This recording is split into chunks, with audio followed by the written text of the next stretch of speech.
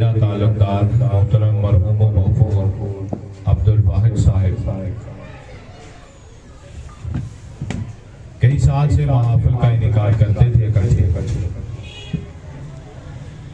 لہذا میرا خیال اسی وجہ سے پچھلے سال انعقاد پذیر نہیں ہو سکی فوتگی کی وجہ سے، اور شکر گزار ہوں ان کا اپنی محبت میں وہ یاد رکھتے ہیں محترم حاجی بابر صاحب۔ خدا تبارک و تعالی ان کو، ان کے بچوں کو اللہ اور اس کے رسول سید کائنات علیہ السلام کے پیار اور محبت میں وارفتگی ہمیشہ کے لیے نصیب فرمائے، اور ان کے بچوں کی نصیب خدا تبارک و تعالی حسن حسین کے صدقے روشن فرمائے، اور عبدالواحد صاحب مرحوم و مغفور کے بیٹے عمر صاحب اور علی صاحب، دیگر اہل خانہ خواتین، ان کی بہنیں، والدہ کو اللہ پاک صبر عطا فرمائے، والد کے نیک نقش قدم پر چلنے کی توفیق عطا فرمائے۔ معزز حاضرین محفل، انسان دنیا سے چلا جاتا ہے مگر اس کی یاد اور اس کا کردار ہمیشہ اس کے لیے ایک سایہ بن کر ہمیشہ ان کے سروں پر رہتا ہے۔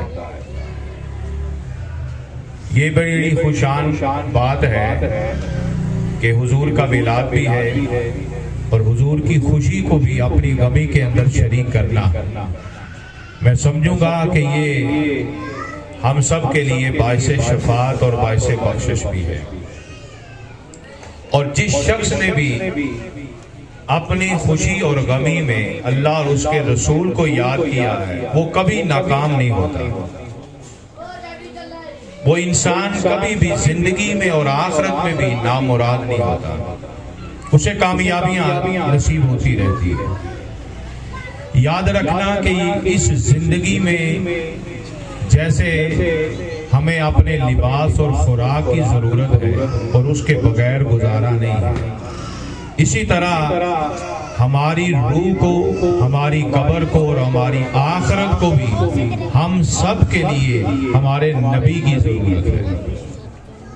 اللہ تو اللہ ہے ہی، اس میں کوئی شک نہیں ہے، وہ وحدہ لا شریک ہے، اور خدا تو کافر کا بھی ہے، مشرک کا بھی ہے، کیڑے مکوڑوں کو بھی وہ رزق عطا کرتا ہے، وہ سب کا خدا ہے۔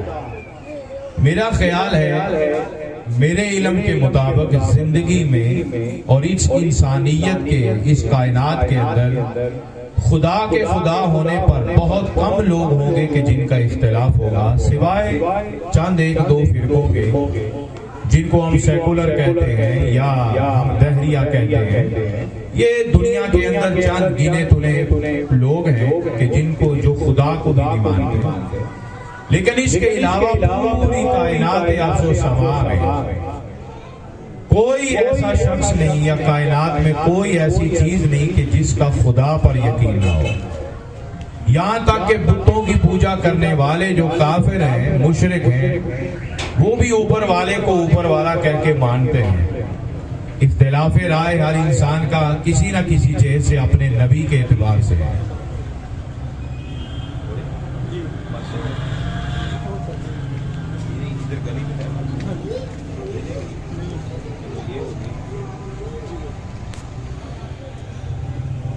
تو یاد رکھنا، ہم سب کا اپنے نبی کے بغیر گزارا نہیں ہے۔ جیسے یہاں ہم دنیا کے اندر اپنے زندگی گزارنے کے لیے بہت ساری چیزوں پر گزارا کرتے ہیں، مکان پر گزارا ہے، کپڑوں پر گزارا ہے، ہماری خوراک پر گزارا ہے، اس کے بغیر ہماری زندگی بیکار ہے۔ دیکھیں، ہم سردی کے اندر بہت زیادہ ہر وقت ٹھنڈی شے نہیں کھا سکتے ورنہ بیمار ہو جائیں گے، گرمی کے اندر بھی ہم بہت زیادہ تلخ مزاج چیزیں نہیں کھا سکتے ورنہ بیمار ہو جائیں گے، جسم کو تکلیف دے ہے۔ ہم معتدل غذائیں استعمال کرتے ہیں، اگر سردی میں ٹھنڈی شے کا استعمال کیا ہے ساتھ کچھ ڈرائی فروٹ یا گرم چیزیں بھی استعمال کریں، گرمی میں اگر کبھی کبھار گرم چیزیں استعمال کر لیں لیکن دل کرے گا کہ کوئی ٹھنڈی شے استعمال کی جائے، تو اس طرح موسمیاتی تبدیلیوں کے ساتھ ہمیں خوراک کی بھی ضرورت، پھر لباس کی ضرورت. سردی میں آپ پتلا کپڑا نہیں پہنیں گے، بیمار ہو جائیں گے. آپ عام زندگی میں اگر چادر لے کر سوتے ہیں تو سردی کے اندر آپ کو موٹا گرم کمبل لے کر استعمال کرنا پڑے گا، ورنہ جسم بیمار ہو جائے گا. اسی طرح اس زندگی کے اندر جس طرح ہمارا لباس خوراک کے بغیر گزارا نہیں، تو پھر یاد رکھنا جیتے جی بھی نبی کے بغیر گزارا نہیں، اور مرنے کے بعد بھی ہمارا نبی کے بغیر گزارا نہیں، نبی کے بغیر گزارا نہیں. دنیا میں انسان کسی نہ کسی جہیز سے کوئی نہ کوئی گزارا کر لیتا ہے، کسی نہ کسی طریقے سے، یعنی مجبور ہو کر وقت گزار لے گا. اگر اسے اچھی خوراک نہیں مل رہی تو وہ صبر کر کے گزارا کر لے گا، کپڑا اچھا نہیں مل رہا تو صبر کر کے گزارا کر لے گا. لیکن یاد رکھنا قبر کے اندر نہ صبر کام آئے گا کہ میں گزارا کر لوں گا، وہاں صرف اور صرف یا میرا مقبول عمل، اس کا بھی پتہ نہیں ہے، اس کا بھی پتہ نہیں کہ وہ کام آئے یا نہ آئے. قبر میں پہلی چیز جو ہمارے لیے باعث بخشش ہے وہ کیا ہے؟ وہ اللہ کے رسول حضرت محمد مصطفیٰ صلی اللہ علیہ وسلم کا نگاہ محبت سے دیکھ لینا، حضور کا دیکھ لینا قبر میں ہمارے لیے یہ باعث بخشش ہے. عام سے ایک چھوٹا سا سوال ہے، بچے سے لے کر بڑے تک بھی جانتے ہیں، اور جس نے اگر کبھی سال میں نماز نہیں نہ پڑھی وہ بھی جانتا ہے. اگر عید بھی کسی نے نہیں پڑھی لیکن مسلمان ہے، کلمہ پڑھا ہے، تو وہ بھی جانتا ہے کہ قبر میں سوال کتنے ہوں گے؟ 3 ہوں گے. کتنے؟ 3 سوال ہوں گے. تیرا رب کون ہے، تیرا دین کیا ہے، اور حضور کی زیارت کروائی جائے گی، اور فرشتے اشارہ کر کے پوچھیں گے کہ ان کے بارے تیرا کیا خیال ہے. اگر کسی کو یہ یاد نہیں تو پھر آج یاد کر لیں کہ زندگی بھی امتحان سے گزرتی ہے، اور قبر میں بھی امتحان ہوگا. یہ زندگی بھی بغیر امتحان کے کامیاب نہیں. یہ زندگی ساری کی ساری امتحان ہے. میں اکثر دوست احباب کے ساتھ بیٹھتا ہوں تو نصیحت کے طور پر طلباء ہیں پڑھاتے ہوئے کسی نہ کسی مجلس میں اگر کوئی موضوع ایسا ہو تو ایک بات ضرور کہتا ہوں، اور آپ خواتین و حضرات کے لیے بھی ایک بات کہنے لگا ہوں. اگر یہ بات سمجھ آ جائے گی تو آج کے بعد شکوہ ختم ہو جائے گا. آج کے بعد آپ ایک دوسرے سے اختلاف چھوڑ دیں گے. اگر یہ بات سمجھ آ جائے تو آپ کبھی بھی شریکہ برادری میں لڑیں گے نہیں. مارکیٹ میں بیٹھ کر ایک دکاندار دوسرے دکاندار سے حسد نہیں کرے گا. کسی کو زیادہ کسی کو تھوڑا ملا ہے تو کبھی لالچ کی نظر نہیں آئے گی اگر یہ بات سمجھ آ جائے. اور وہ بات آسان سی ہے. یہ دنیا ہے، اس سے پہلے ایک دنیا تھی، اس سے پہلے بھی ایک دنیا تھی، ایک دنیا اس کے بعد ہے، ایک دنیا اس کے بھی بعد ہے. ہم نے 5 زندگیاں گزارنی ہیں. کتنی؟ 2 گزار آئے ہیں، 1 گزر رہی ہے، 2 ابھی باقی ہے. ہم انسان یہ سمجھا کہ زندگی صرف یہ دنیا کا نام ہے، جبکہ اس سے پہلے بھی زندگی تھی اور اس کے بعد بھی کیا ہوگی؟ زندگی ہوگی. پچھلی زندگی کیا ہے؟ ایک جگہ رکھ دو جتھے رکھنا. تسی خود آپریٹر ہو یا تہاڈے بٹن تو پتہ لگتا تسی ماسٹر نے. بس ایک جگہ والیم چھڑ دو، پھر استاد آئے گا آپ ہی کر لیں گے. ایک بات یاد رکھنا کہ دنیا اس زندگی سے پہلے بھی ایک زندگی ہے، اور وہ ماں کے پیٹ کی زندگی ہے. اور اس سے پہلے بھی ایک زندگی تھی لیکن اس میں جسم نہیں تھا، جس کو ہم روح کہتے ہیں، عالم ارواح جس کو کہتے ہیں. اللہ نے ہر شے کی روح پیدا کر لی، کیا کہ نہیں کیا؟ بولیے. روح ہے وہ نور ہے، اس کا یہ جسم نہیں. مگر اللہ نے اس روح کو بھی زندگی دی. لیکن ہر روح کا اللہ نے نام رکھا ہے کہ یہ فلاں بندے کی روح ہے. ہم دنیا میں بچے کا 7 دن بعد 6 دن بعد مہینے بعد نام رکھتے ہیں، جبکہ اللہ نے تو روح پیدا کر کے نام رکھ دیا. اس روح کا نام رکھا ہوا ہے کہ جب یہ جسم میں جائے گی اس کا یہ نام ہوگا. وہ روح بھی زندگی تھی. پھر وہ روح بن کر جسم بن کر ماں کے پیٹ میں آتی ہے بچہ، تو 5 مہینے ماں کے پیٹ میں بچہ زندہ رہتا ہے. 4تھے مہینے کے بعد وہ بھی زندگی ہے. اب 2 زندگیاں ہم گزار رہے ہیں مگر اس کا حساب نہیں. اس کا حساب قیامت کے دن اس 2 کا حساب نہیں رب نے لینا.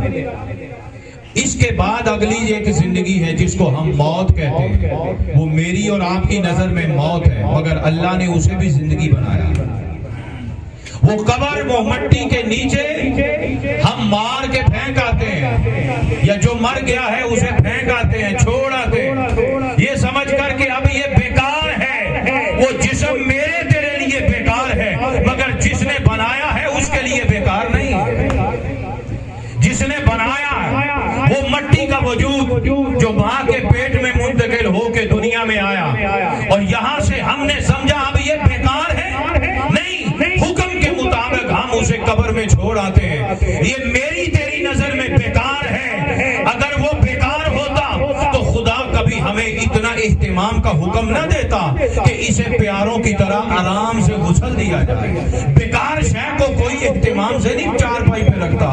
بیکار شے کوئی نیا کپڑا کوئی نہیں ڈالتا کفن کی شکل میں. اس کو خوشبو نہیں لگائی جاتی، اس کے گلے میں ہار نہیں ڈالے جاتے، اس کو کندھوں پر استقبال کر کے اٹھایا نہیں جاتا. پھر میرے نبی نے اس کا طریقہ بتایا کہ میت اٹھانا ہے مگر اسے جھٹکے نہ دینا، اسے اونچا نیچا نہیں کرنا. یہ میت کو تکلیف ہوتی ہے. اگر میت بیکار ہوتی تو مصطفیٰ کریم کبھی عورت اور مرد کو اس کے پاس بیٹھ کر چیخو پکار کرنے سے منع کر دیتے کہ اپنے سینہ نہیں پیٹنا، اپنے چہرے پر مارنا نہیں، اپنے بال نہیں کھینچنے. اس طرح تمہارے رونے سے میت کو تکلیف ہوتی ہے. اور وہ کہتی ہے کہ میں نے تیرا بگاڑا کیا ہے کہ آج مجھے پیٹ رہا ہے. اگر وہ بیکار ہے تو پھر بیکار کو تو کوڑے کے ڈھیر پر پھینک دینا چاہیے تھا. اس سے ثابت ہوا کہ اس کی آنکھ بند ہو گئی، سانس رک گیا ہے مگر بیکار نہیں ہوا. اگر بیکار ہے تو مولا کریم کبھی سجانے کا حکم نہ دیتا، میرا نبی کبھی اسے کفن کا حکم نہ دیتا، کبھی خوشبو لگانے کا حکم نہ دیتا، کبھی کندھوں پہ اٹھا کے مٹی کے نیچے لے جانے کا حکم نہ دیتا. وہاں پر پھر اہتمام حکم ہے کہ سلف ڈالنی ہے.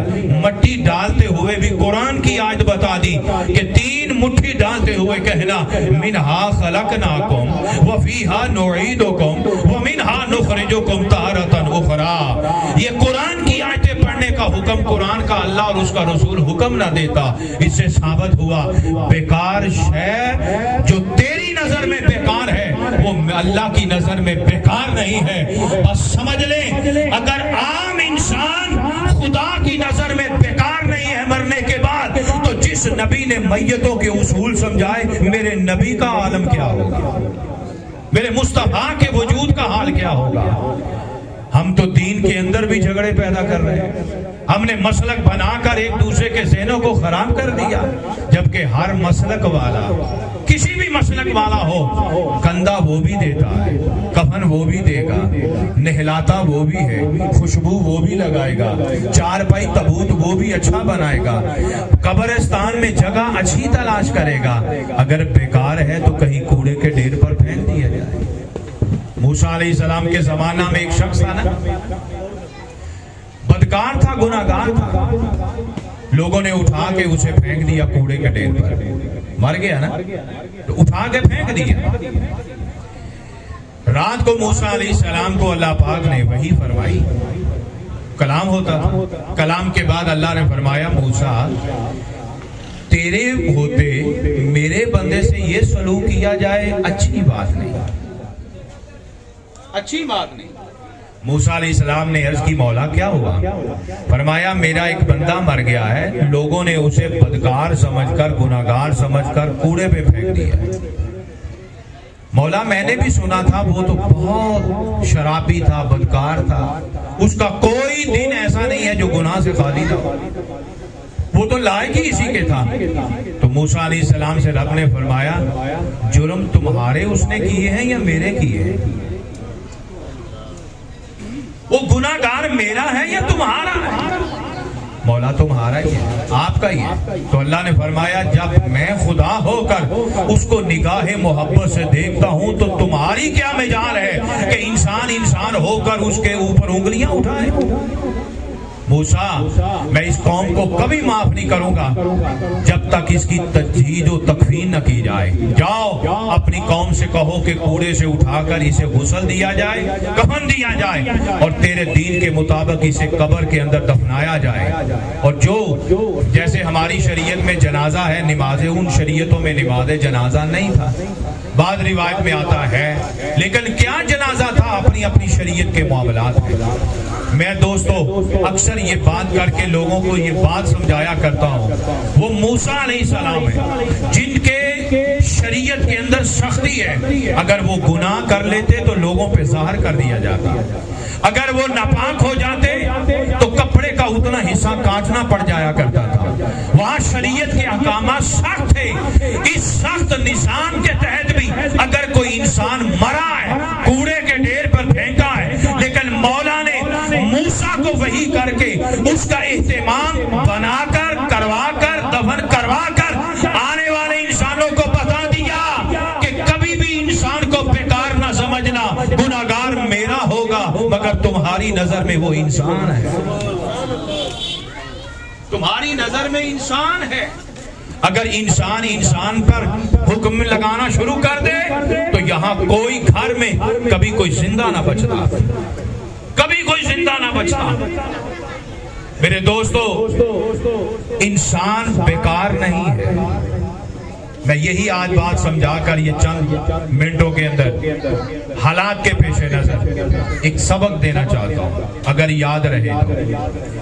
دوسری بات، اس دنیا کے اندر جب ہم آئے ہیں نا تو ہم اپنے آپ کو بیکار نہ سمجھیں۔ 2 زندگیاں گزر گئی، اس کا حساب نہیں، یہ دار عمل ہے، یہاں جو کچھ کرنا ہے اس کا قبر اور آخرت میں حساب دینا ہے۔ مگر قبر کی زندگی بھی زندگی ہے جو ہم نے موت سمجھ رکھی ہے۔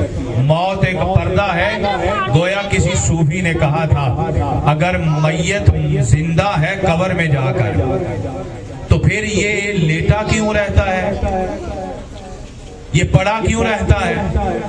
تو کسی صوفی نے بڑی پیاری بات سمجھائی، کہا عالم کی دلیل سمجھ نہیں آتی، صوفی کی بات جلدی سمجھ آ جاتی ہے۔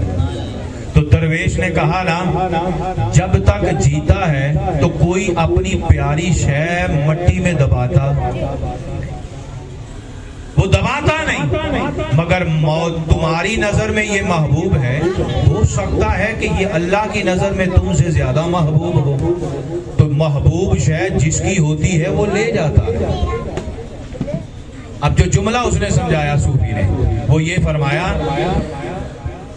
کہ موت صرف ایک پردہ ہے، موت ایک پردہ ہے کہ جس سے جسم بے جان سا ہو جاتا ہے۔ یہ پردہ نہ ہوتا تو کبھی تم اس نعمت کو یا شے کو خدا کے سپرد نہ کرتے۔ تو مولا نے صرف پردہ ڈال کر یہ اپنے پاس بلانا تھا تو اس کو بے جان کر کے تمہارے سامنے لٹا دیا ہے۔ جبکہ یہ میت چارپائی پہ پڑی ہے تو مصطفیٰ کریم کی حدیثیں پڑھ کے دیکھ لیں، حضور نے فرمایا میت سب کچھ سنتی ہے، میت دیکھتی ہے مگر آنکھ کھول کے دیکھنے کا اجازت نہیں، سنتی ہے مگر زبان سے تمہیں جواب دینے کی اجازت نہیں، ہاتھ اٹھا کر حرکت کرنے کی اجازت نہیں۔ اسی لیے تو حضور نے فرمایا اس کے پاس چیخو پکار نہ کرنا، ماتم نہ کرنا، کیونکہ اسے کیا ہوتی ہے، بولے اسے کیا ہوتی ہے؟ تکلیف ہوتی ہے. تو پھر انسان جب قبر میں چلا جاتا ہے یہ تیسری زندگی شروع ہو گئی, چوتھی. پھر قبروں سے اٹھیں گے تو آخرت میں 5ویں زندگی شروع ہو جائے گی. سارے کے سارے معاملات تو زندگی کے ہیں, حساب صرف ایک زندگی کا دے گا. حساب 2 کا ختم, معاف. ماں کے پیٹ کا اور روح کا یہ معاف ہے. یہاں کا عمل کا حساب دینا پڑے گا, قبر میں بھی دینا ہے اور آخرت میں بھی دینا ہے. اب جو بات میں نے شروع میں کہی تھی, اگر ایک جملہ سمجھ آ جائے تو ہم کبھی کسی سے لڑیں گے نہیں. اور وہ جملہ کیا تھا؟ یہ زندگی ہمیشہ آرام پانے کی نہیں ہے, یہ دنیا امتحان گاہ ہے. امتحان میں کبھی بھی بچے کو سکھ نہیں ملتا. ٹھیک ہے, جنہوں نے سکول والی زندگی گزاری ہے یا مدرسے سے گزاری ہے, آپ میں سے بچہ سارا سال کتنی محنت کر لے اور اسے یقین بھی ہونا کہ مجھے پورا سلیبس یاد ہے, مگر جب پیپر سامنے آتا ہے دل دھڑکتا ہی رہتا ہے کہ نہیں؟ ایسی گل جنہوں نے ماڑی جی کو کچی پکی پاس کی تھی ہے, بہت سارے ایسے ہوں گے جنہوں نے اوپر والی تعلیم بھی حاصل کی ہوگی. ایگزامینیشن ہال میں بیٹھ کے دل گھبراتا ہے کہ نہیں گھبراتا؟ چاہے پیپر آتا بھی ہو مگر ٹینشن. اچھا, پیپر دے کے بھی ٹینشن ختم نہیں ہوتی جب تک رزلٹ نہیں آ جاتا. چاہے اسے یقین ہے, باہر آ کے یار کہتے ہیں یار کتنا دا پیپر ہویا, کئی تو ادھر نہیں ہے دوسرے مطمئن کروا کے وہ کیا بات ہے یار میں ایک سوال نہیں چھڑیا, یعنی ایک نہیں چھڑیا باقی سارے چھڑ دے. ٹھیک ہے, اگر اسے یقین ہو کہ میں نے سارے سوال کر لیے دوسروں کے سامنے مطمئن بھی ہوگا, مگر نتیجہ نکلنے تک اسے اطمینان نہیں ہے. تو پھر یاد رکھنا, جب تک یہ زندگی کا سانس ہے یہ امتحان ہے, نتیجہ قبر میں نکلنا. اور جب تک امتحان میں ہے سکھ تو زندگی سکھوں کا نام نہیں ہے, یہ آزمائشوں کا نام ہے. اللہ کرم کرتا ہے تو کسی کو سکھ دیتا ہے. وہ شیخ سعدی کی بات یاد آ گئی, فرمایا اللہ نے قرآن میں کہا ہے لا یکلف اللہ نفسا الا وسعہا, میں کسی انسان کو اسی طاقت سے زیادہ بوجھ نہیں دیتا.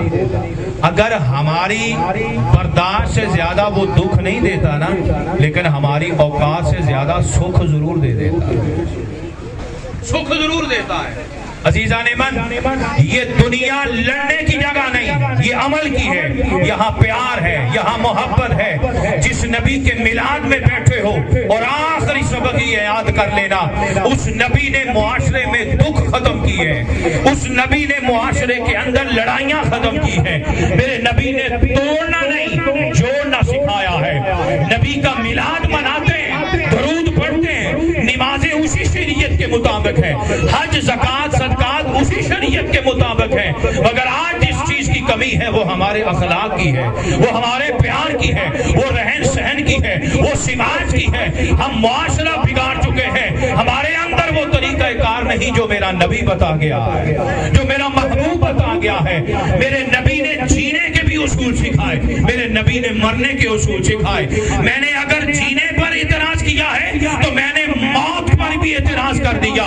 کلمہ نبی کا پڑھتے ہیں مگر جیتے جی بھی ایک دوسرے کے ساتھ سلوک نہیں ہے, تو پھر کلمہ اسی نبی کا پڑھتے ہیں, جنازہ اسی نبی کی شریعت کا پڑھتے ہیں. چاہے وہ کسی بھی مسلک کا ہو, چاہے وہ ہاتھ اٹھائے یا ہاتھ چھوڑے یا ہاتھ باندھے, مگر کلمہ خدا اور رسول کا پڑھتا ہے.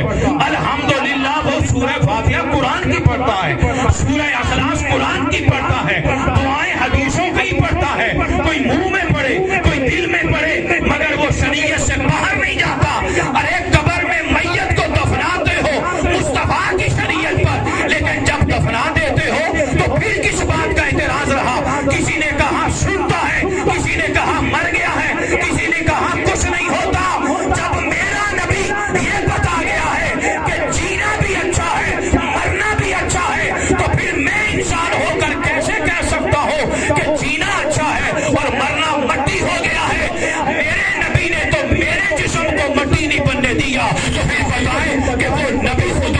कैसे बन सकता है?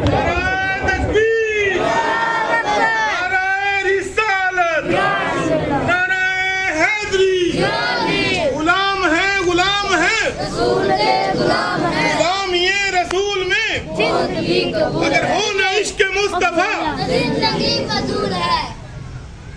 कलमा पढ़ने वालों, हुजूर का दामन मोहब्बत थामने वालों, ये दुनिया इम्तिहान का है। यहाँ कोई हक मारे तो जरूर मांगो, क्योंकि जालिम भी दुनिया का वजूद है, काफिर भी दुनिया का वजूद है। जो नाजायज करे उसके साथ पंचायत करे, उसके साथ अदालत है। ये खुदा ने निज़ाम इंसाफ इसीलिए हमें अता किया है, मगर खुद किसी से नाजायज ना किया जाए। हजरत जुनैद बगदादी, मौलाना रूम रहमतुल्लाह अलैह, हजरत हाजी बाबर साहब, बड़ी लुत्फ की बात है कि मौलाना रूम रहमतुल्लाह ताला अलैह, ये डिले रिपीट बंद करेंगे। हजरत मौलाना रूम रहमतुल्लाह अलैह गली से गुजर रहे थे, तो गली छोटी थी, तंग थी, तो जानवर था कुत्ता, वो कुत्ता टांगे फैला के सोया हुआ है। अब गली इतनी है, जानवर का पता है वो कैसे सोता है, पिछली टांगे दीवार से और अगली टांगे भी दीवार से मिली हुई है, गुजरने की जगह नहीं है। तो मौलाना रूम खड़े हो गए। आपके तोलाबा ने अर्ज की, हुजूर ऊपर से गुजर जाइए। आंखों में आंसू आ गए। फरमाया, कुत्ता है तो क्या हुआ, मगर इंसान अल्लाह का बनाया जानवर तो है, इसके अंदर सांस है, इसके अंदर भी रूह है, इसके अंदर भी एक सुकून है। ये सोया है मीठी नींद, मेरे उठने से अगर इसे बेदारी हो के तकलीफ हो गई तो कहीं खुदा क़यामत के दिन मुझसे पूछ ना लगे। सूफी ये दर्श देते हैं, इसलिए मेरे शेख कहा करते थे, मुल्ला फतवे दे के लड़ाता है और दरवेश लड़ों को भी जुड़ाता है। वो लड़े हुओं को भी आपस में सुलह करवा देता है। इसलिए यारो, मौलाना रूम सूफी है, आलिम थे, फकीह थे, मुहद्दिस थे, मगर उनका अंदाज तसव्वुफाना था। वो दरवेश थे, वो वली अल्लाह थे, वो सूफी बासबा था। तो उस सूफी ने ये हमें बता दिया, अगर खुदा कुत्ते का भी हिसाब लेगा तो हम जहां इंसानों के साथ तकलीफें देते हैं, इंसानों के सुकून को बर्बाद करते हैं, इंसानों की जानों को मारते हैं, किसकी खातर? अपने पेट की खातर, अपने लालच की खातर। ये दरे का दरा रह जाएगा यारो। ये आज मकान है मेरा, अल्लाह कल बंगला भी देगा, अल्लाह कोठी भी देगा। मैं यारों को कहा करता हूँ, ये हाजी बाबर साहब के अजीज हैं, मेरे दोस्त हैं, बचपन के दोस्त हैं, नईम साहब मेरे पास बैठते हैं। मैं अक्सर उन बच्चों को, भाइयों को यही सबक देता हूँ कि बेटा, मेरे भाई, मेरे रब ने जो मुकद्दर में लिखा है वो जरूर मिलना है, वो मिल के रहेगा। मौलाना रूम की बात मुझे याद आ गई। आप कहा करते थे कि तू किसी का पैसा तो छीन सकता है, किसी का मुकद्दर नहीं छीन सकता, क्योंकि पैसा दुनिया ने दिया और बनाया है ना, लेकिन तेरा मुकद्दर तेरे रब ने बनाया है। दुनिया का दिया छीन सकते हो, रब का दिया कभी नहीं छीन सकते। जो तेरे मुकद्दर में है वो रब तुझे दे के रहेगा। इसलिए सियाने कहते हैं, जिसे रब रखे उसे कौन चखे। जिसकी बचत है, जिसने बचना है, वो मौत के मुंह से भी निकल आएगा। किसी को मारते रहो वो कभी नहीं मरेगा, क्योंकि उसको रब ने बचाना है। ये रब पे तवक्कुल हमारा खत्म हो गया है। मेरे दोस्तों, अपने मुकद्दर पे राजी रहो, खुदा पर तवक्कुल करो, अल्लाह पर भरोसा करो। शेख सादी अलैहि रहमत से पूछा कि तूने खुदा को कैसे पाया? आपने फरमाया, मैंने अपने रब को चिड़ियों से पाया। पूछा वो कैसे?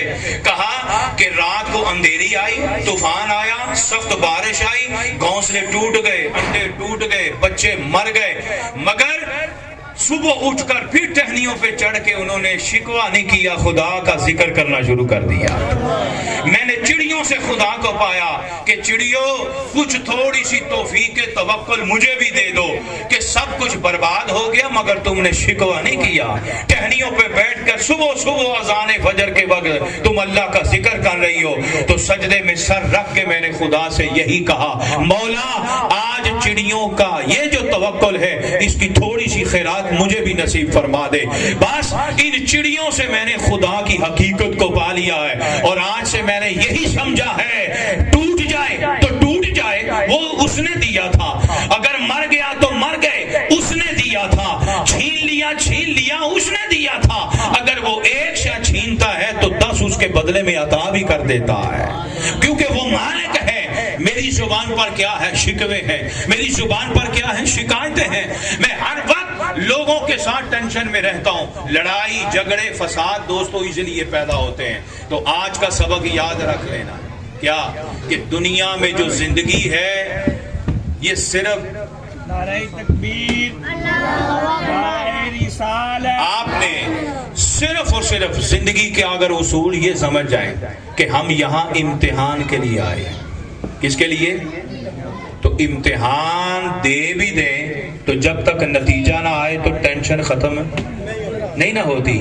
تو پھر یاد رکھنا دنیا امتحان ہے، نماز، روزہ، زکوٰۃ، حج سارے عمل بھی پورے کر لیں گے نا، ٹینشن پھر رہے گی کہ پتہ نہیں قبول ہوا ہے کہ نہیں ہوا، پتہ نہیں پورے نمبر ملیں گے کہ نہیں ملیں گے۔ اور یہ حضور کا حکم ہے، حضور کا حکم ہے، حدیث ہے، عمل کرنا فرض تھا، کر کے بھول جاؤ، اگلے کی فکر کرو، نتیجہ قبر میں نکلنا ہے۔ اب نتیجے کا پہلا سوال کیا ہے؟ بتا من ربو کا، تیرا رب کون ہے؟ حضور نے فرمایا مومن مسلمان کہے گا اللہ ربی، میرا رب اللہ ہے۔ وہ کہے گا ما دین ہوگا، تیرا دین کیا ہے؟ تو وہ مسلمان ہوگا تو وہ کہے گا دینی الاسلام، میرا دین اسلام ہے۔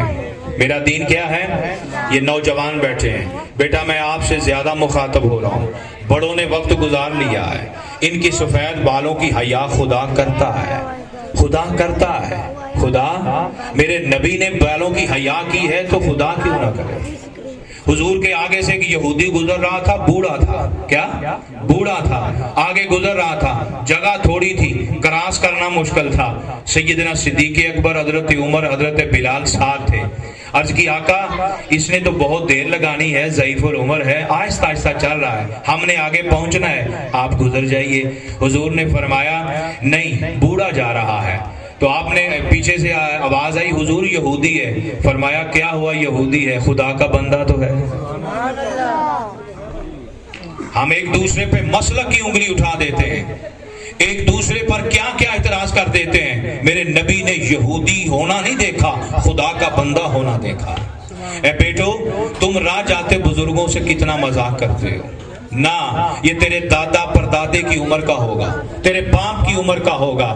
کملی والے آقا دو جہاں سید کائنات کی ایک حدیث ہے، آقا دو جہاں علیہ السلام نے ارشاد فرمایا خدا کی قسم اگر کوئی بچہ اپنے باپ اور اپنی ماں کے سفید بالوں کا واسطہ خدا سے دے کے کہے مولا میرے باپ اور ماں کے سفید بالوں کا واسطہ مجھے معاف کر، یہ دعا قبول کر، خدا اگر اس کی دعا کو رد بھی کرنا چاہے مگر ماں اور باپ کے سفید بالوں کے واسطے کی وجہ سے قبول فرما لے گا۔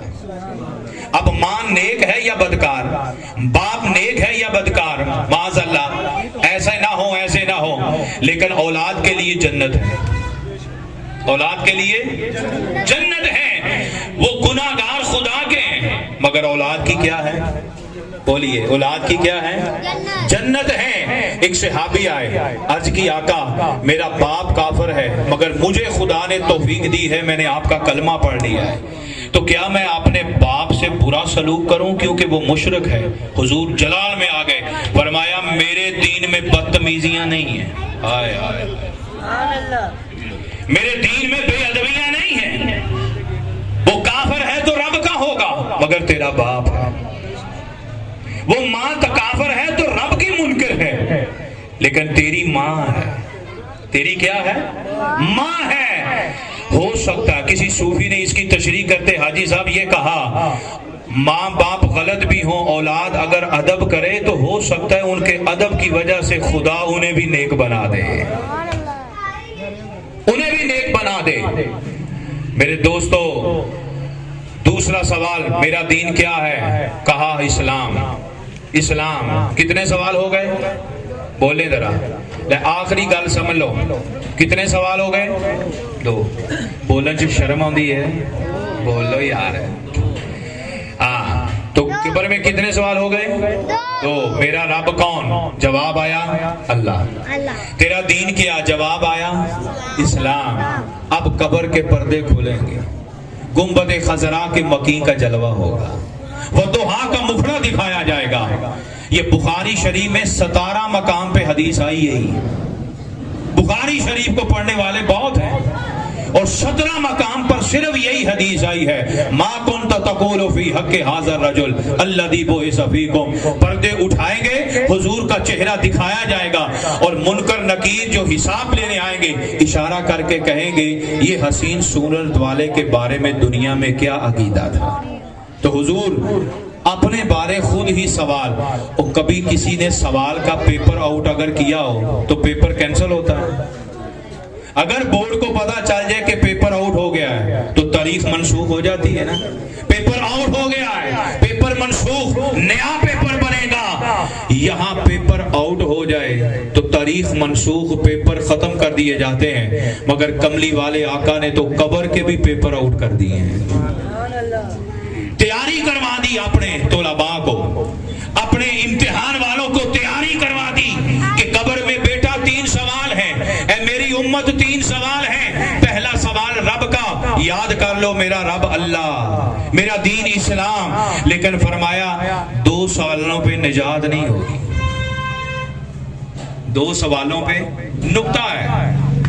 اگر اللہ کو مان لینا کافی ہوتا تو فرشتوں نے جب کہا تیرا رب کون ہے تو کہا اللہ، تو کامیابی ہونی چاہیے، 100/100 ملنے چاہیے۔ لیکن یہاں پہ بات نہیں رکی، کہا اچھا بتا تیرا دین کیا ہے، اسلام، دین بھی اسلام ہو گیا، رب میرا وحدہ لا شریک ہو گیا، تو بات ختم۔ نمبر مل جانے چاہیے، پاس ہو جانے چاہیے، لیکن نہیں، ایک سوال باقی ہے۔ وہ پردے اٹھیں گے، پوچھیں گے، حضور کا چہرہ دکھایا جائے گا، تو یہ کون ہے؟ تو کملی والے آقا نے فرمایا جو مومن اور مسلمان ہوگا وہ یہ کہے گا ھذا محمد عبد اللہ و رسولہ، یہ محمد ہے، اللہ کے بندے اور اس کے رسول ہیں۔ اور منافق کہے گا ہائے ہاتھ لا ادری، ہائے ہاتھ لا ادری، ما اقول یقول الناس، ما اقول یقول الناس، ما اقول یقول الناس۔ افسوس میں نہیں جانتا یہ کون ہے، میں نہیں جانتا یہ کون ہے، میں تو دنیا میں وہی کہتا رہا جو لوگ کہا کرتے تھے، لوگوں کے کہنے سے میں نے نبی پر بھی انگلیاں اٹھا دی۔ یہ حدیث کبھی موقع ملا تو آپ کو ایک تشریح سمجھاؤں گا، اب وقت ختم ہو گیا ہے، کہ ما اقول یقول الناس، میں وہی کہتا رہا جو لوگ کہتے ہیں۔ اس سے ثابت ہوا لوگوں کی باتوں کا اعتبار نہ کرو، مصطفیٰ کی باتوں کا اعتبار کرو۔ مصطفیٰ نے کہا تھا کہ خدا ہے، یہ تو پھر بھی 1,24,000 آنکھوں نے دیکھا ہے کہ وہ دوحہ کا مکھڑا کیسا ہے۔ صدیق اکبر نے بھی دیکھا، عمر فاروق نے دیکھا، بلال حبشی نے دیکھا، صہیب رومی نے دیکھا، سلمان فارسی نے دیکھا، کتنے صحابہ ہیں جنہوں نے حضور کا مکھڑا دیکھا۔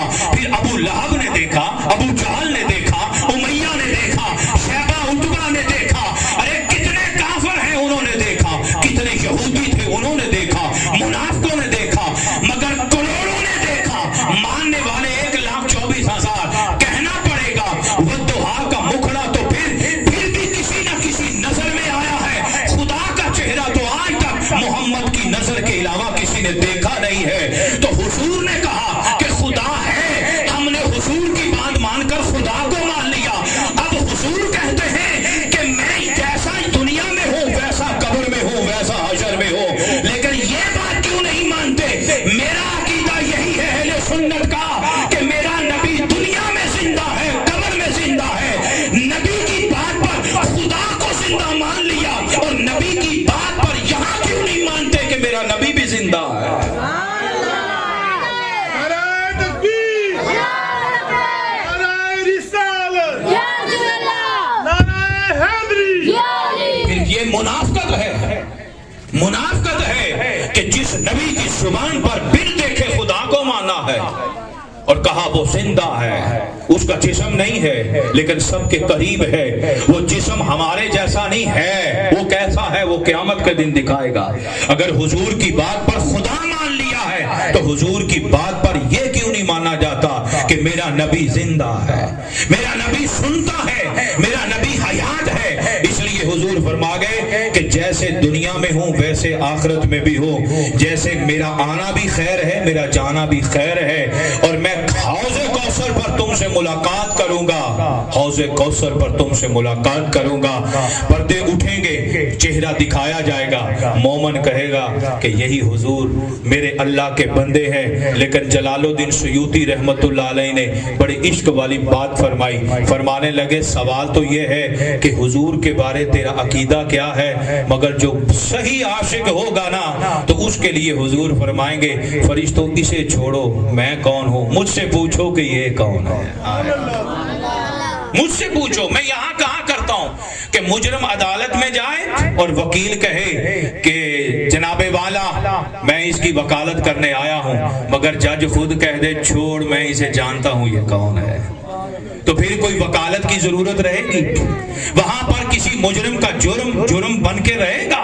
अगर हुजूर खुद फरमा दे छोड़ो इससे ना पूछो मैं कौन हूं, मैं बताता हूं कि ये कौन है, जज खुद कह दे कि ये मेरा है, समझो कब्र भी नूर हो गई आखिरत भी नूर हो गई। तो शुरू में क्या समझाया था, नबी के बगैर गुजारा, नबी के बगैर गुजारा दुनिया में कर लोगे मगर कब्र में हुजूर के बगैर गुजारा। खुदा का पूछा है फरिश्तों ने कौन है, उसने कह दिया रब है, मगर काम नहीं बना। फरिश्तों ने पूछा है तेरा दीन क्या है, और बता दिया है मेरा दीन इस्लाम है, मगर काम हुजूर को माना है, पहचाना है, देखा है, तो फिर बात बनी तो कहना पड़ेगा कब्र में भी बात हुजूर से बनेगी। किससे? अब्दुल वाहिद दुनिया से चले गए, बाप भी था, किसी का बेटा भी था, किसी का बहनोई जवाई भी था, हर रिश्ता उसका पास मौजूद था। जैसे एक औरत का रिश्ता होता है, वो बेटी भी है, वो बहन भी है, वो बहू भी है, वो माँ भी है, वो सारे रूप में है। यही रूप अल्लाह ने मर्द के भी बनाए हैं। इस नबी से बढ़कर भी तुम्हें कोई रहमत वाला मिलेगा जिसने इंसान के हर रूप में एक दर्जा अता कर रखा।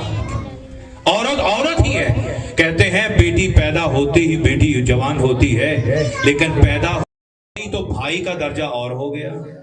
वो बाप के लिए बेटी है तो बाप का दर्जा और बना दिया, वो बहू बन गई तो घर का रिश्ता और बना दिया, अब वो मां बन गई तो औलाद के लिए जन्नत बना दी।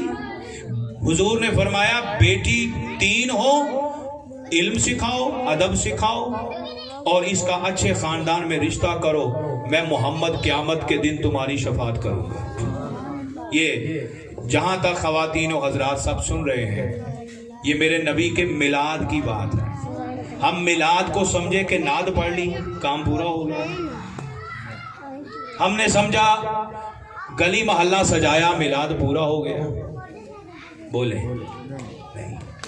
बल्कि इसकी मिसाल मैं एक हालात के पेश नज़र दूं, नौजवान तो बड़े खुश होंगे। आपकी अगर शादी हो तो 10 दिन पहले तुसी सजे रहो, दूल्हा बने रहो, सेरा कुल्ला पा के शीशे के खड़े रहो, तानों कोई दूल्हा कहेगा? गल नहीं बननी। गल तब बननी है जब आपका निकाह हो जाएगा, जब इजाबो कबूल हो जाएगा, कलमे पढ़े जाएंगे, वो दोनों का रिश्ता बंधन बंध जाएगा, एक दूसरे को कबूल कर लेंगे तो निकाह होगा और दुल्हा बनेगा। लख सज वज के घर बैठे रहो, अपना शौक पूरा करोगे, मगर सही मानों में वो निकाह नहीं होगा। जी साहब, हुजूर ने फरमाया अपनी औलाद को 3 चीजें सिखाओ। अद्दिबू औलादकुम सलासा खिसाल, तिलावतुल कुरान, मोहब्बत रसूल व मोहब्बत अहले बैत। हुजूर ने फरमाया अपनी औलाद को सबसे पहले 3 चीजें सिखाओ। इन्हें कुरान पढ़ना सिखाओ जब ये बोलना शुरू हो जाए, फिर इन्हें नबी की मोहब्बत सिखाओ, फिर नबी की मोहब्बत के बाद नबी की अहले बैत की मोहब्बत सिखाओ। 3 चीजें सिखाओ, अदब सिखाओ। हुजूर ने फरमाया जिसने 3 बच्चियों की परवरिश की, अदब सिखाया, अच्छे खानदान में रिश्ता किया। मेरे भाइयों जो मुझसे बड़े हैं, औलाद के लिए लालच में ना पड़ा करो कि दौलतमंद हो तो रिश्ता करेंगे। दौलत मुकद्दर का है, मिल जाएगा, मगर हमेशा हमारे बड़े हाजी साहब क्या करते थे, वो कहते होंगे सन कि मुंडा ते कुड़ी देखो दींदा है। पहले پہلے سیانے کہندے ہندے سن کڑی نے قرآن پڑھیا ہے، ایویں ہی سی کیوں جی؟ اب کچھ نہیں دیکھا جاتا، میں سب کی بات نہیں کر رہا، آج بھی اچھے لوگ ہیں، رشتہ باندھنا ہے، اپنی عزت گلے کی اتار کے کسی کے گھر بھیجنی ہے تو گھر بھی عزت والا تلاش کرو، دولت نہ دیکھو، دولت بہت کچھ ہے، دولت عیاش بھی بنا دیتی ہے، عزت دیکھو کہ اس کے اندر ایمان کتنا ہے، غیرت ایمانی کتنی ہے۔ حضور نے فرمایا 3 بیٹیوں کی ادب سکھاؤ، اچھے گھر میں رشتہ کرو، اچھے خاندان کا لفظ آیا ہے تو میں محمد قیامت کے دن تمہاری کیا کروں گا؟ شفاعت کروں گا۔ صحابی کھڑے ہو گئے، کہنے لگے آقا جے کسی دیاں 3 نہ ہون، سوالیاں نو اپنی چولی دا پتہ ہوندا ہے نا، اپنی چولی دا پتہ ہوندا ہے، اور پتہ ہوتا ہے فقیر کو کہ ہن سخی دین لگا ہے تے پتہ نہیں میرے دامن چ بھی کچھ لبے گا کہ نہیں لبے گا، تے پھر او دے مطابق اپنی جھولی بنا لیتے ہیں۔ کہا حضور اگر 2 ہوں، فرمایا اگر کسی کی 2 ہوں وہ 2 کو ادب اور اچھے گھر میں رشتہ دے دے میں شفاعت کروں گا۔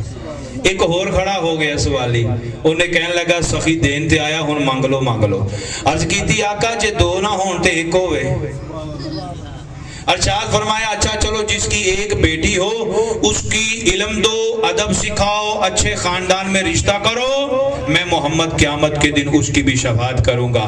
سب صحابہ خوش ہو گئے، لوگ کہتے ہیں بیٹیاں پیدا ہو گئیں، اور میں کہتا ہوں نبی کی شفاعت لینے کا وسیلہ آ گیا ہے، نبی کی شفاعت لینے کا وسیلہ آ گیا ہے۔ ماں کے لیے کیا بنایا؟ جنت، اور باپ کو کیا بنایا؟ اللہ کی رضا۔ آخری یہ جملہ، ٹائم کافی ہو رہا ہے، لوگ یہ سمجھتے ہیں کہ ماں کا مقام بہت ہے کیونکہ حضور نے فرمایا اس کے قدموں میں کیا ہے، اور باپ کو ایویں ویلا بیچارہ چیدہ میدہ سمجھ لیتے، نہیں، باپ اس سے بھی بڑا ہے، وہ کیا ہے؟ صحابہ نے عرض کی آقا ماں کے قدموں تلے جنت ہے تو باپ کا مقام کیا ہے؟ فرمایا سخت اللہ سخت الوالد فی سخت اللہ، سخت اللہ فی سخت الوالد ورد اللہ فی رد الوالد۔ اگر رب نے اپنی جنت ماں کی رضا میں رکھی ہے تو خدا نے اپنی خوشی باپ کی خوشی میں رکھ دی ہے، اپنی ناراضگی باپ کی ناراضگی میں اور اپنی خوشی باپ کی خوشی میں رکھ دی ہے۔ اب اس مسئلے کو سمجھانے کے لیے میں طلباء کو تفصیل سے بیان کرتا ہوں، لیکن اس کا ایک نقطہ یہ سمجھ لیں کہ جنت بھی خدا کی ہے اور رضا بھی، لیکن فرق دونوں میں ہے، دونوں میں ہے۔ جنت چھوٹی ہے، رضا بڑی ہے، رضا بڑی ہے۔ جنت خدا کی مخلوق میں سے ایک مخلوق حصہ ہے، جنت تو رب نے پیدا کی ہے نا، تو جیسے دنیا پیدا کی جنت بھی پیدا کی، تو جنت خدا کی مخلوق میں سے ایک مخلوق ہے، اور وہ ایک چیز ہے، ایک جگہ کا نام جنت ہے، تو وہ اللہ نے ماں کی رضا میں رکھی ہے۔ لیکن یاد رکھنا رضا مخلوق نہیں ہے، اللہ کی رضا اور خوشی مخلوق، یہ اللہ کی صفت ہے، اللہ کی صفت ہے۔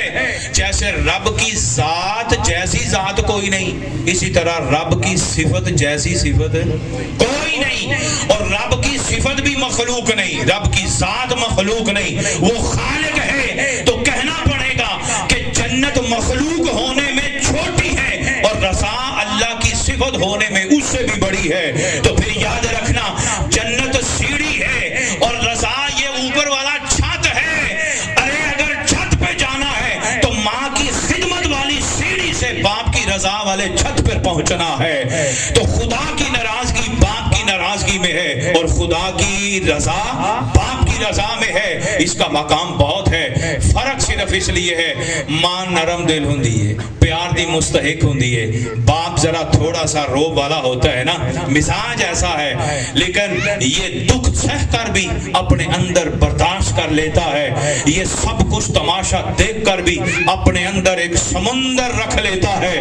ماں پھر بھی شکوے کر دیتی ہے کیونکہ نرم مزاج ہے، باپ سب کچھ دیکھ کر بھی صبر کا پہاڑ ہے، یہ اندر اندر پی جاتا ہے، اس لیے اس کے صبر کے پہاڑ ہونے کی وجہ سے لوگوں نے اس کو شاید پیچھے چھوڑ دیا ہے، لیکن بیٹا آج سمجھ لینا جنت چھوٹی ہے، رضا بڑی ہے، اور باپ کا مقام ماں سے بھی کیا ہے، اوپر کا ہے۔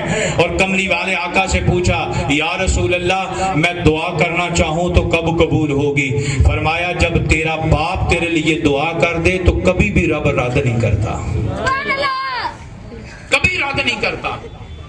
لہذا ضمناً باتیں کافی ہو گئی، آپ کا ماحول تو یہی بتا رہا تھا کہ 5-10 منٹ کے اندر آپ کی دعا ہو جائے گی، مگر آپ نے ذرا دل جمی کا مظاہرہ کر دیا۔ اگر ٹائم بہتا لے آئے تو تسی آپ جان کے لے آئے، نہ جم کے بہندے تو نہ اتنا ٹائم لگتا۔ تو تہاڈی محبت کا شکریہ، لیکن بیٹا ہر چیز ایک نصیحت کے لیے ہوتی ہے۔ میں سبق دہرانے لگا ہوں، سب کے لیے ہے۔ دنیا امتحان گاہ ہے، یہاں ہر وقت ٹینشن میں ہی رہنا ہے۔ تو کدی نہ کہو کہ یار مینوں سکھ کدوں ملن گے۔ گھر ملیا یہ بھی سکھ جے، دکان ملی سکھ ہے، صبح جاتے ہو چاہے 100 کما کے آؤ سکھ ہے، کیونکہ مقدر اتنا ہے، مقدر اتنا ہے۔ انسان بے سکھ اس وقت ہوتا ہے جب اس کے دل میں لالچ آ جائے۔ یہ آزما کے دیکھ لینا، کبھی تجربہ کر کے دیکھنا، اگر اپنے رب پر راضی رہ کر جائیں گے نا تو شام کو راضی ہو کے آئیں گے، سکھی بن کے۔ اگر لالچ لے کے جائیں گے، لالچ لے کے آئیں گے تو یاد رکھنا نہ نیند سکھ کی آئے گی نہ جاگ سکھ کی آئے گی۔ یہ تجربہ کر کے دیکھ لینا۔ دنیا میں بے سکھی ہونے کی کبھی شکوہ نہ کرنا۔ خدا نے کبھی کسی مخلوق کو ماڑا پیدا نہیں کیا، ماڑا ہم اپنے لالچ کی وجہ سے ہوتے ہیں، ماڑے ہم اپنے لالچ کی وجہ سے ہوتے ہیں۔ آخرت میں نتیجہ قبر میں نکلنا ہے۔ بس دوستو پیپر کی یہاں تیاری کرو، مگر ٹینشن میں رہنا ہے، نتیجہ قبر میں نکلنا ہے، اور نتیجہ حضور کی زیارت پہ جا کے پورا ہونا ہے۔ اور دنیا میں سب سے بڑا پیپر یہ ہے، حضور گنبد خضرا کے مکین سے رشتہ ایسا جوڑ لو کہ آج دیکھا تو نہیں مگر قبر میں دکھا دے کہ میں کون ہوں، تاکہ نتیجہ پاس ہونے والا نکل آئے۔ کہتے ہیں ایک 100/100 ہوتا ہے، ایک 100/100 ہوتا ہے، ہوندا تے نہیں لیکن کہن نو تے ہوندا ہی ہے۔ تے یار بھی تانوں اداں دے تحفے بھیج دی ہائے۔ تو پھر گلاں چوں گلاں حاجی صاحب بڑیاں نکل گئیں تے میرے تو جان چھڑا لو، چنگے رہ جو گے۔ تو میرے والد صاحب کہا کرتے تھے، بلکہ ہم نے بزرگوں کے سنا ہے، ہم نے بزرگوں کے سے سنا ہے، کسی درویش نے کہا تھا کہ چلیا اے دنیا دا رنگ ہو رہی، او دنیا دا رنگ ہو رہی۔ جویں ایتھے ایک دوجے نو تحفے بخاندے ہو تے او بھی ایک دوجے نو تحفے بخاندے نے۔ فرق اینا ہے کہ تیری نگاہ انہاں نو ویکھ نہیں سکتی مگر انہاں دی نگاہ تنو سارا کچھ ویکھ رہی ہے۔ اللہ ان کے والد کے درجے بلند فرمائے، اللہ آپ کی اس پیار محبت کو سلامت رکھے۔